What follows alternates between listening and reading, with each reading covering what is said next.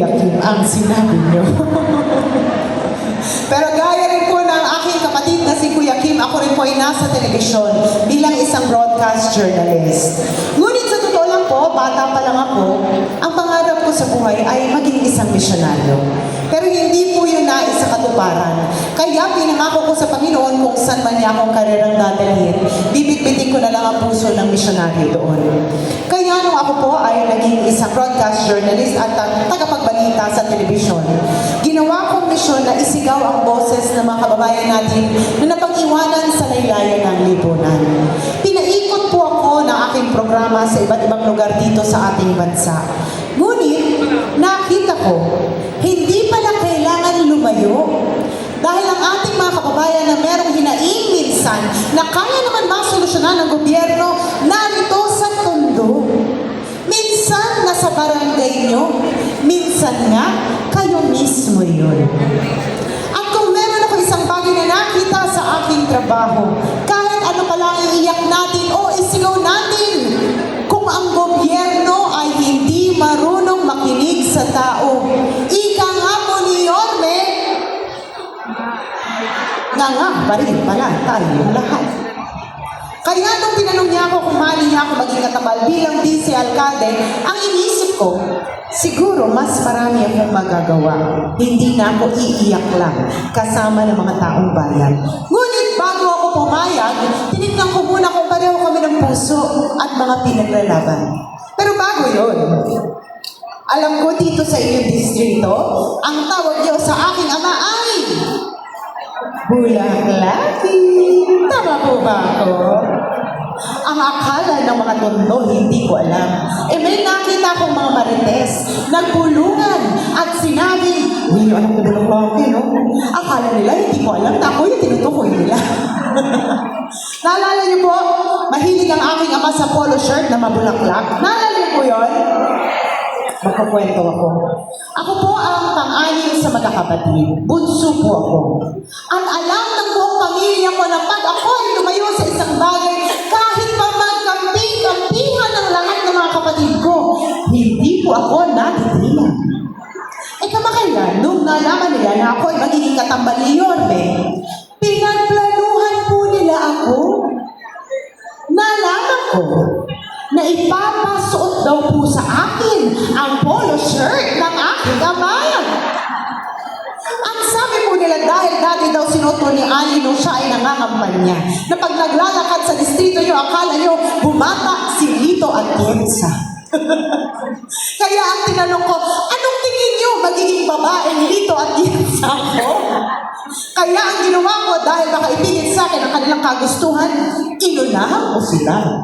Kaya kinabukasan, may malaking bulaklak na po ang aking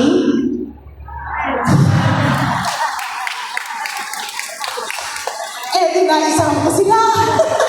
Napagbigyan ko na, pero nasunod pa rin ang aking kagustuhan. Kaya po makulay na bulaklak ang aking pinili dahil naniniwala po ako sa pagiging inklusibo. Diba sabi ng Panginoon, lahat tayo pantay-pantay sa Kanya. Tama po ba ako?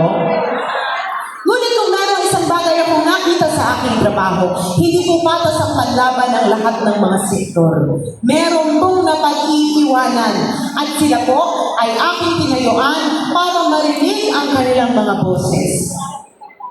Ang unang sektor na yan ay ang mga senior citizens.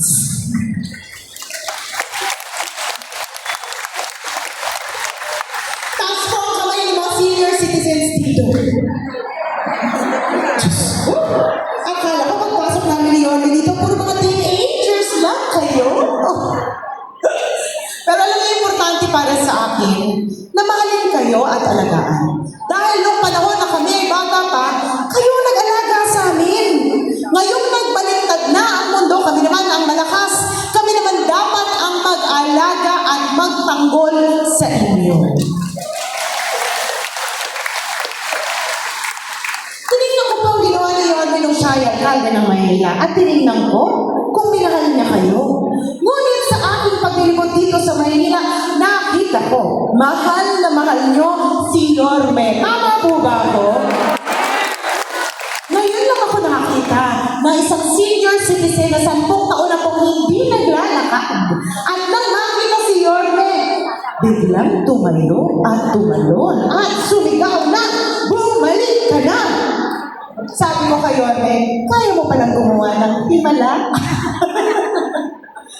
At nalaman ko rin po, kayo mismo ang nagtatanggol kay Yorme pag merong paratang na tinatapon sa kanya mula sa ibang kampo.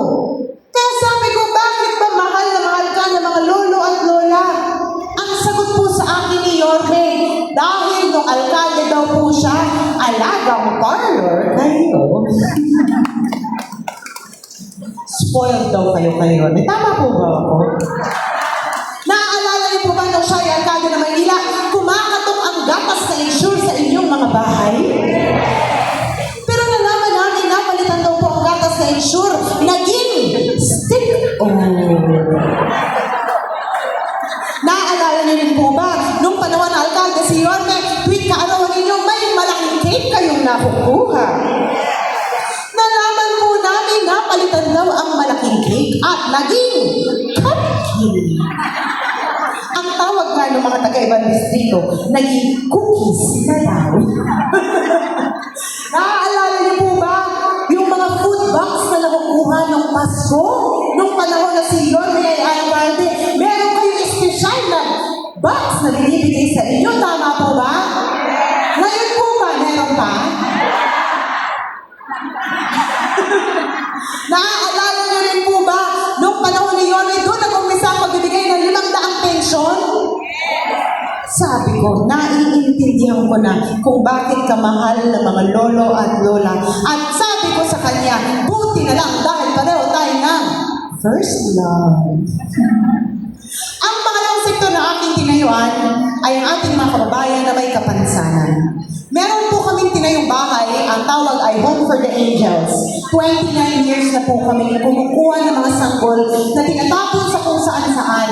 At nung ito'y nag-uumpisa, may 2 sanggol po na walang may gustong umampon. Kaya kinuha po namin sila dahil pareho po silang may kapansanan. Isa pong bulag at isang may kondisyon na ADHD. Ngayon malaki na sila. At ako nakita ko, ang hirap palang magkaroon ng kapansanan.